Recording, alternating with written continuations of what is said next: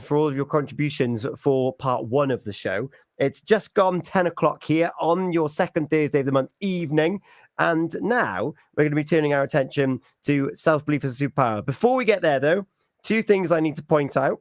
The first thing, what was the first thing I was going to mention? I can't remember because I've been distracted by the second thing, which was if you're viewing this on our social media platforms, which we know some of you are. Gareth Hubs was watching us over on Instagram. We've had viewers on all the different platforms. If you want to get involved, please do let us know. But you're probably thinking that Tammy has made, like in Disney cartoons, the princess usually makes a dress out of a curtain. And that's what Tammy's done out of Hayley's background. That colour match is brilliant.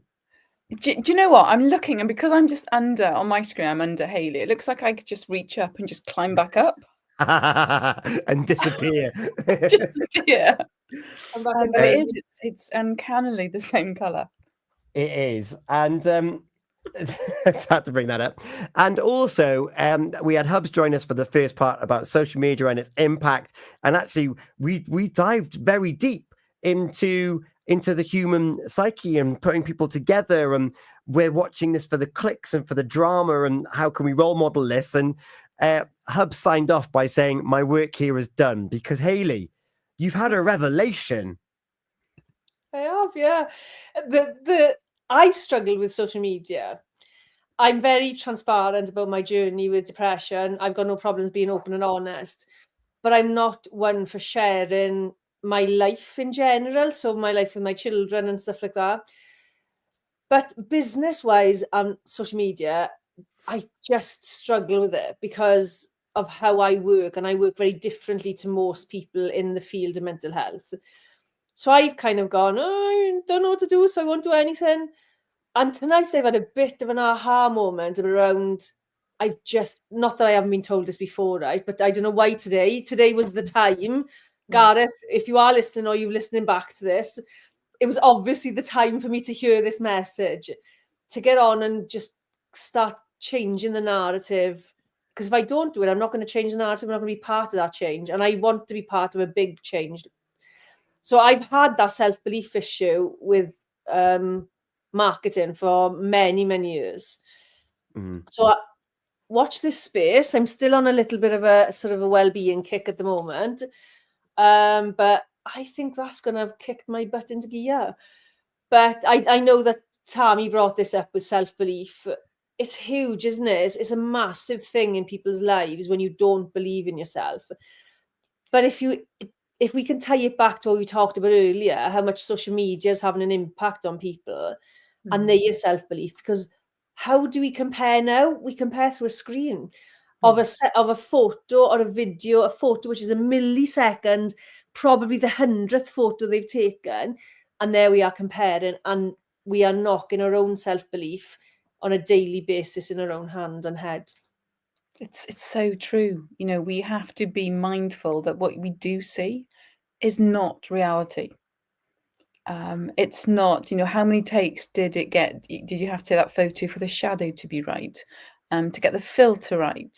To get your, the clothes pinned back so you kind of got like an elongated figure, for example.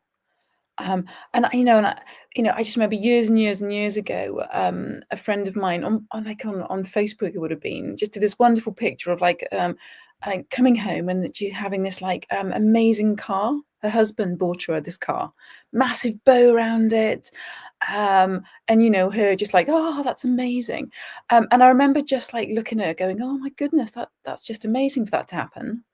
But having a conversation with her a few weeks later, she actually went out and chose the car with her husband. She was there with him when it was delivered. She chose the colour of the ribbon. So you kind of go, actually, maybe take a step back for a moment, take a deep breath. And what I think is just this whole picture, actually, it's not. But in the moment, I was fooled along with however many other people.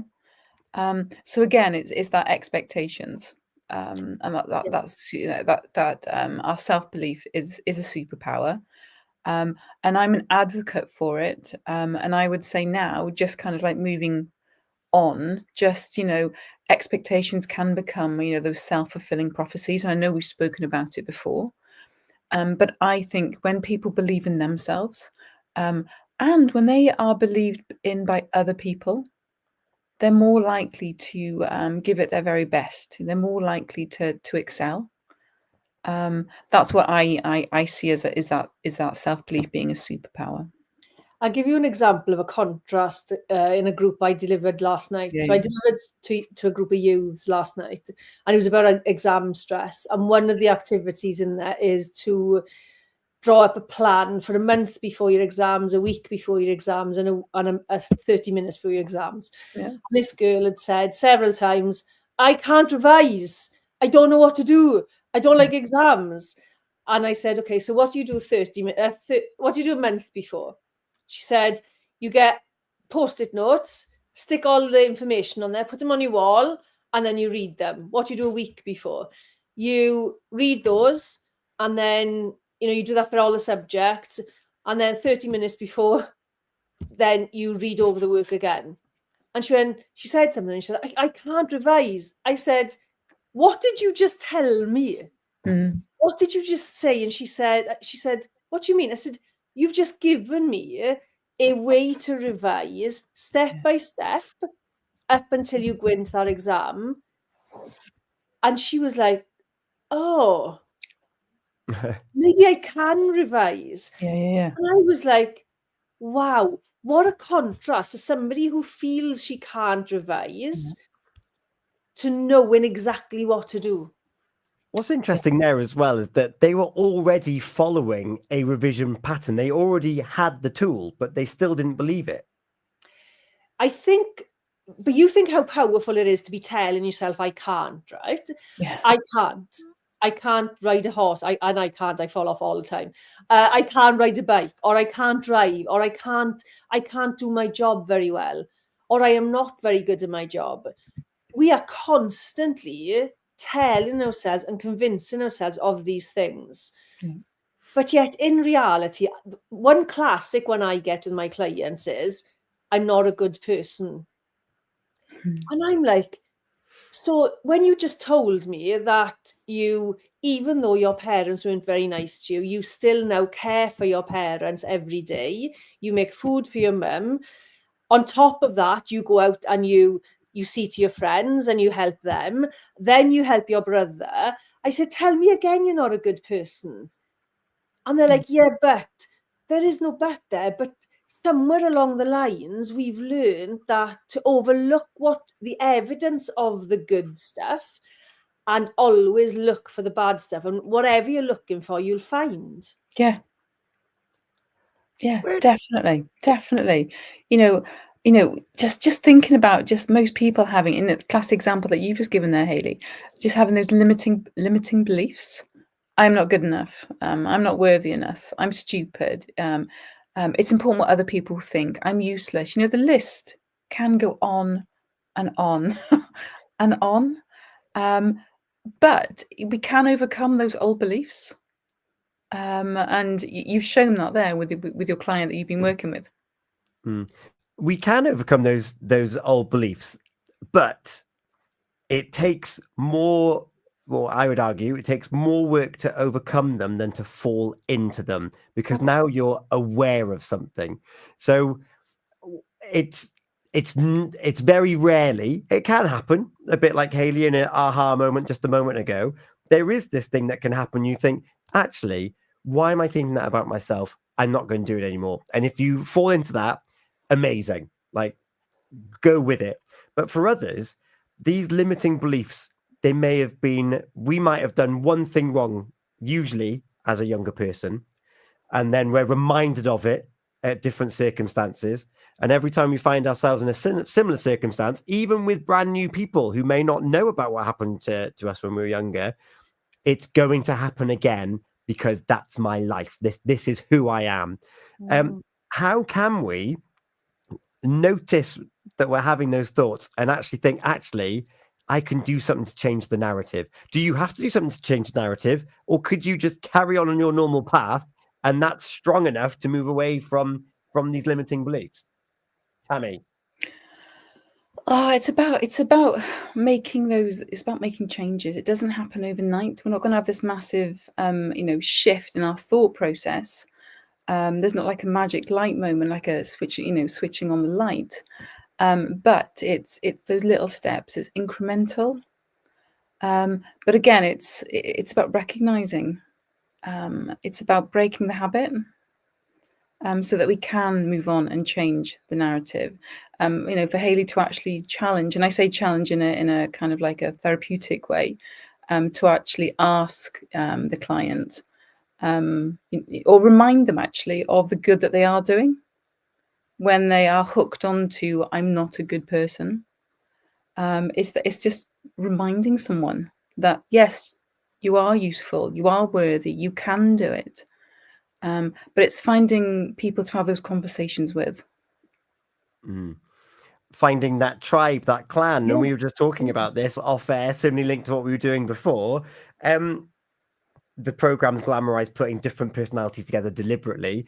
In life, Hayley, we're going to hopefully find those people that build us up. But sometimes if you're from a small town and you've got your family group and you've got your friendship group and that's who you're always with, you are the sum of the 5 people around you. And maybe you've always been the person that doesn't get ahead. You're always the butt of the joke, to link back to another thing we talked about earlier on.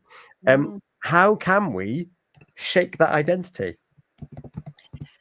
The first bit of realization, isn't it, that you start to question it. And I was just laughing now because I can't remember who I was working with.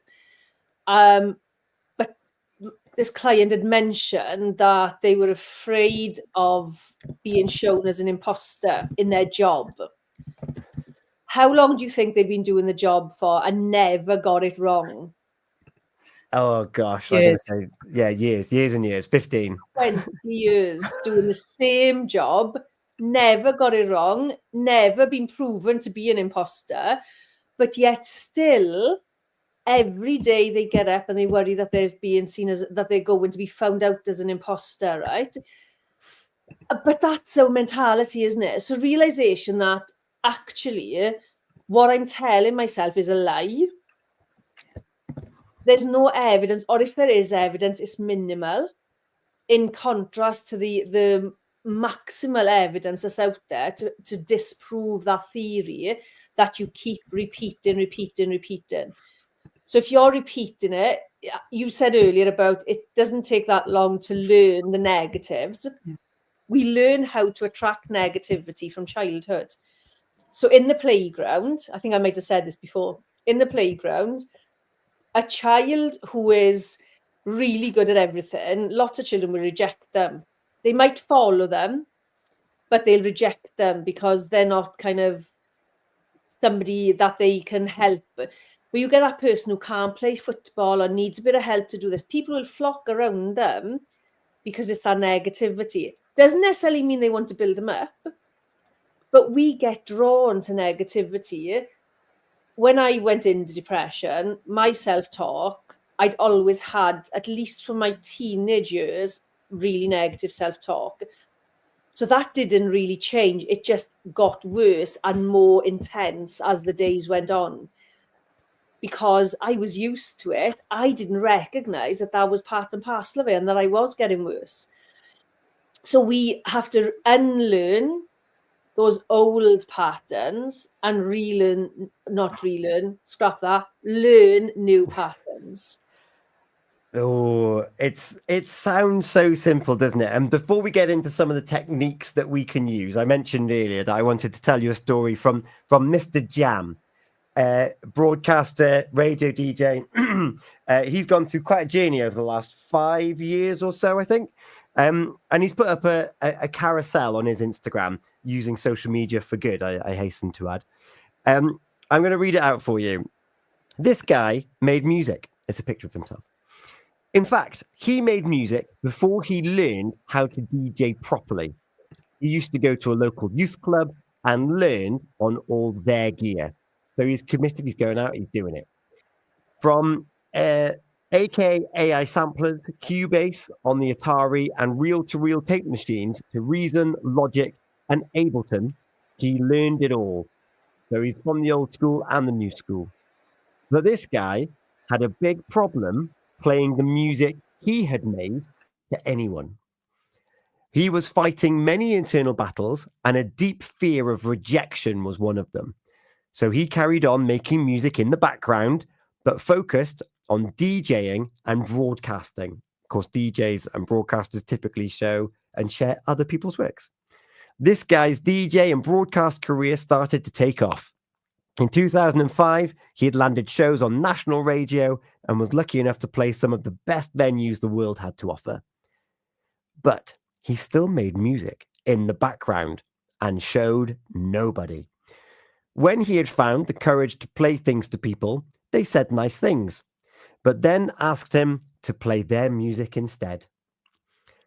This guy had an ear, which meant he had discovered some of the biggest artists in the world right at the start of their careers and played their music to a wider audience. He's posed with a picture here with a young Ed Sheeran, just so you know. He'd compare his music to theirs. And, well, comparison is the thief of joy. One day, this guy asked one of his musical heroes for some advice backstage at a show. And he was told to get out of his own way and not let his fear block him. Something clicked. The only thing that needed to change was him. So he worked and worked and worked, and things started to change. 10 years later, there were many ups and downs, a lot of rejection, false promises, and big challenges. And many times he thought to give up, but something kept pulling him, his love for the music. He continued to do the internal walk, trying to be better today than he was yesterday. Some things worked. Most things didn't, but he ultimately didn't give up. And now this guy is in the best shape of his life, spiritually, mentally, and physically. He's learned to trust, to collaborate, to not take everything so personally. He reconnected to why he wanted to make music in the first place and learned to find peace in the process. This guy is me, Mr. Jam. And you're listening in the background to his new song. Whatever happens next, I'm so grateful for the journey I've been on, and I'm just getting started. And if you don't like the song, that's okay. All that matters is that I really, really do. And I'm not about to let anyone's opinion stop me from doing what I love. I wasted too much time doing that. Wow. Amazing. Isn't that incredibly powerful? A DJ, a former radio DJ on national station. He's still on national doing the dance things. He's released his own music. He's lost so much weight. He's making music. He's publishing his own stuff. And he's done that massive carousel, which is like a blueprint of what we can all follow. Haley, what are your primary thoughts? I didn't preempt you as to how long it was going to be, so apologies if you've already forgotten some of it. But what's your overarching thoughts? Just how society tells us that we're not good enough, and we will plow ahead believing we're not good enough, when actually, and we'll promote other people, we'll work for other people, we'll praise other people, we'll reward other people, and yet we will keep ourselves quiet and in our own corner because society tells us that that's the way it's supposed to be. Well, we lie. Society lies. And that, I feel like that's what he's proven, is that society lies. You don't have to do what society tells you is the right thing. And I think, what we were saying earlier about unlearning all those messages, those negative messages from those people around us, those people in society, those people on media, and learning our own way to stand in our own power. That's how I feel he's found his own power finally. And it doesn't have to mean that somebody else doesn't have power, because he has power. That doesn't mean that. It just means that he's standing in his own power. Yeah. And he's had commercial success off the back of this, but not once does he mention quality or commercial success in any of that. We can do what we love and what we enjoy without the spoils, as it were, which I think is even more powerful as a message. Tammy, what are your thoughts? Well, I just echo what Hayley said and what you said, Tom. Just a really powerful, a powerful journey. Inspirational, and just influential, but in a really positive way, because of the story just coming to fruition, and him actually just like pioneering his own music after all, people saying no to him, or that's good, but I'd rather you do mine. To have that strength, to recognize his strength and to stand on his own 2 feet and just do what he wanted to, but also highlights the fact that it doesn't happen overnight. It is a process. It is a journey to get to that final destination. And I think that's really important, to kind of highlight as well. This transformation, there's this superpower. It doesn't just happen instantaneously. We have to work at it. We have to be committed to work towards it. And Tammy, what kind of work do we need to do to get to that point? There's lots, and there's not an exhaustive list, and what might work for somebody might not work for somebody else, but it's about focusing on developing your own personal positive self-image, practicing self-compassion, that's self-care, looking after ourselves, making time for ourselves. I'd also say to be kind to yourself, recognize your achievements, recognize your positives. Also to surround yourself with that positive support network, the people that are just going to lift you up, as opposed to try to knock you down. Even down to like perhaps setting yourself challenges, setting yourself goals. Even using mental health apps that are out there. There's lots out there that are free, that anyone can access. And also, and that's not just to promote Hayley and myself, but do try talking therapies as well. There's so much out there that people can tap into to make that change, to take that next step forward. Yeah. Hayley, what examples are there of trying to better your own self-image? I think one of the biggest things to do is to stop the comparison. None of us are, there's no two people, even twins are not as identical as we think they are. And I think we are comparing against unreal and fake things. If we can do that, and we start building a society that is about empowerment rather than disempowerment, there's a lot. Okay, question to you both then. How do you feel? I know I like to throw a question in. How do you feel about, there's a lot of push to put other people in your focus when you have depression and mental health issues. I don't really feel that good about it. I understand. No, let me ask you the question first, and then I'll tell you my version. But are we supposed to put other people first? Because that's what society is telling us. Say that again, sorry. Are we supposed to put other people first? Is that right? Yes. Are we supposed to? Do you agree that we should be putting other people first, and helping other people will help ourselves? I'm going to say, this could be divided now. I'm going to say no. And I'm going to say that we should put ourselves first, because if we are running on empty, if we haven't got the resources within us, we can't support those around us. You know that cliche that you can't pour from an empty vessel. That's my initial. I would say we need to put ourselves first, and then we have the resources to look after others. Okay. Tom? It's an odd one, because my background's looking at values and knowing what we're aiming for, and in order to find out what that is, part of that is directly comparing what's going on around you, and then kind of reflecting as to why that made you feel a certain way. So in that kind of guise, for me, it is about the other people. However, I'm also very good at switching that off. So when you've got my attention, you have got my attention 100% wholeheartedly. I am there for you in that moment.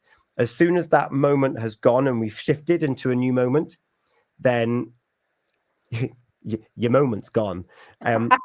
It'll come back at 100% when it's needed, but I'm very good at figuring out the direction I need to go in, being there wholeheartedly, and then being able to be like, that needs to go there. What next?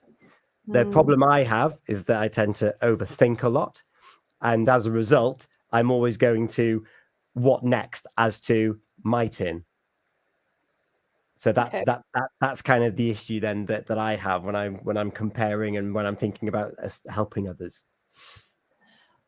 Okay, so the reason I'm asking the question is because there is a massive push. You'll see it everywhere, that help other people and it will make you feel good. Now, the problem with that is, I see, is if you are a people pleaser by nature, you're just going to get caught up in helping other people. And you'll never learn to help yourself. You'll never learn to put yourself first, because you will constantly be people pleasing. And I do genuinely think that I would love to see it started in childhood, but showing people how to truly stand in who they are. And when I was listening to those teenagers yesterday, there was 9 of them in the room, I think, and every single one of them said, I'm not good at exams. But if you asked me the question, if we had a conversation, I would do really well. I just can't do the exam. I can't do the quietness of the exam was one of them. I don't like the conditions of the exam. I don't like writing. There's all these reasons why. And you can make them excuses if you want, but I think they're genuine reasons. But if you had a conversation, so if you tested them in a different way, they would come out like with A stars and things like that. But they are being told that they are thick, or they are not fit for the system, when actually the system's broken. So we've got generations of children coming through who believe that they are not worthy, they don't deserve it, they're not clever enough, because the system is broken, not because they are broken, but they don't learn that until later on in life. Like, I had the conversation with them. I said, if I sat with you and asked the questions, how would you do? And they're like, oh, that would be my ideal, because I learn like that. Or if I was allowed to make something and show you, and write it in my way, I'd be able to get A stars. I find that really sad, because if self-belief is a superpower, we are taking that away from children left, right, and centre. Yeah, because the crux of this conversation was about self-belief as a superpower. If we believe in ourselves, we can overcome and we can develop solutions for anything that's around us, using our skills, using our experiences. We have that self-belief and we can galvanize those around us, or not even as a leader, but as a team member, as someone that's part of the crew. And you go in there and you're like, I know this aspect really well because of A, B, and C, and I know that this is the way we need to follow. And all of a sudden, you've got unified direction. You've got unified outcomes to an extent. It's good to have a little bit of conflict. Oh, actually, based on my experience, what if we consider option C as opposed to option A? But that self-belief means that you can have an actual conversation about it, a productive one. And you're not going to think, oh, I'm not going to share this groundbreaking idea with you because I was examined incorrectly.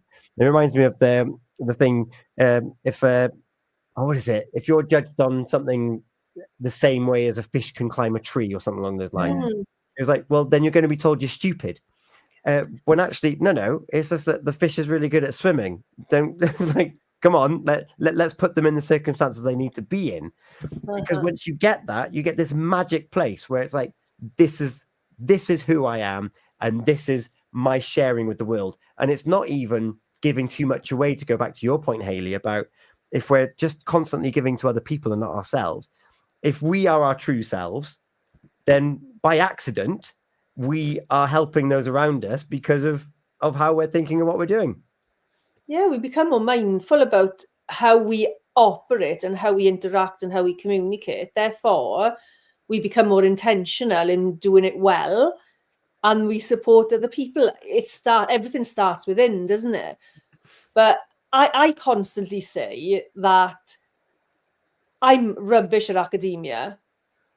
I left school with 2 GCSEs. In my 30s, I got my teaching degree, and in my 40s, I got my master's degree. But I'll still say now that I'm not very good at academia. I need to change that. It's not that, you know, I've contemplated a PhD. I'm not saying I'm clever enough to do it. I've contemplated it. But I'm still using the same words as I was using prior to getting my teaching and my master's. It was there anyway. You just formalized it. Tammy. Yeah, it's just changing that narrative. That's what we need to do. And I look forward to seeing you start your PhD, Hayley. I'm not sure that's going to happen. I only did my master's to see if I could learn at that level. Yeah. And you did. A challenge. But again, we're not, what I was seeing with those children, they don't have an option to personally challenge themselves in school because they have to be tested the way that the school tests. And I say this all the time. A test is a test to see how well you test. Yes, yeah. I agree. It's not about your knowledge and your state of clever or not. If you test well, you're going to get the results. If you don't test well, it doesn't mean you don't know the information. No. So we need to change that because we have too many children leaving school and becoming adults who think that they aren't clever or they're not good enough or they're not worthy. And that has a massive impact on their quality of life, their relationships, their career choices, their education, everything. Do you know, this ties in really nicely, and I'm just thinking ahead to next month, just talking about just that kind of like the way that, you know, we learn, how young people learn, and just how perhaps mainstream school learning isn't for them. You know, when I was in school, there was vocational subjects that students could do, as well as academic. So, you know, there was kind of like there was lots of options. It's not the case now. But next month, we are going into Youth Work Week. It is towards the end of June.